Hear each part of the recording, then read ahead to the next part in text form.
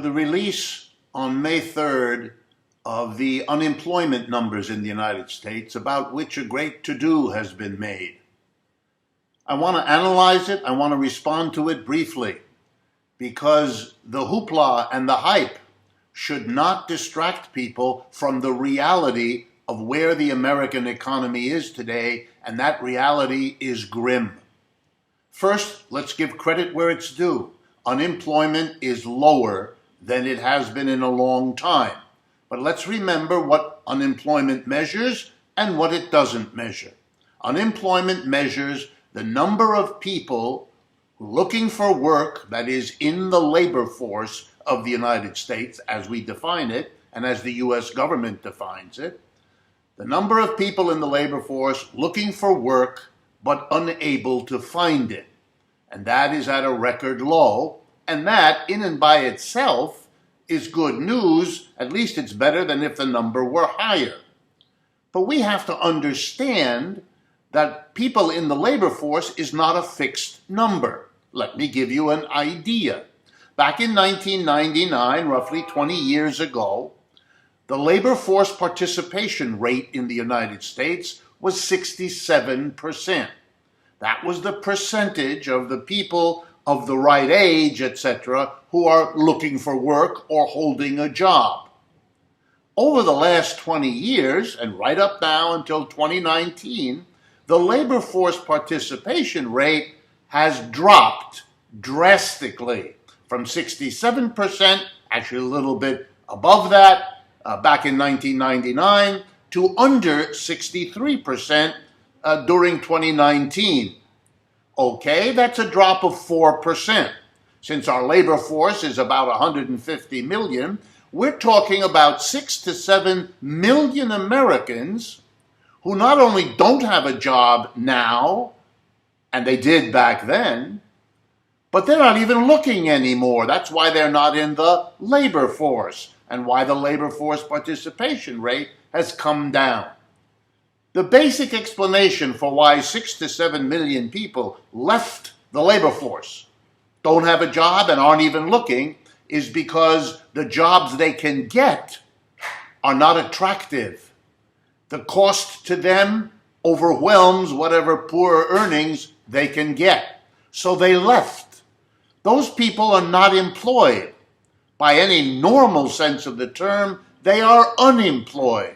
But because of the way the United States government measures unemployment, they're not counted as unemployed because they're not in the labor force. So part of the nice low number that is being hyped by Mr. Trump and the Republicans and the leaders of big business is a number that does not convey what the common sense of the people seeing those numbers would teach them. We ought to count those people who left the labor force as unemployed, because it means a much smaller percentage of our people are working to produce the goods and services that all of us want and need to consume. And that's not a sign of economic health in our system. But the story is worse. Many of the things that are going on with Americans are not about whether or not they have a job. It's about how much they're getting paid. And there the numbers are not at all good. Wages have been stagnating in this country for 40 years.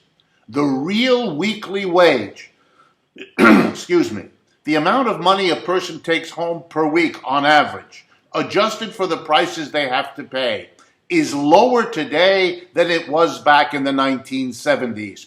That is an extraordinary statistic you should never let stray from your mind. Meanwhile, things have been costing more that we used to not have to worry about. I'll give you just 2 examples. One, the amount of deductible we have to pay for medical expenses. For those of us that are insured at our job, most Americans are, even though millions are not. Those deductibles have quadrupled in the last 11 years. That changes our economic situation. The cost of colleges and universities has driven millions of Americans' families into debt to pay those costs. That has to figure in.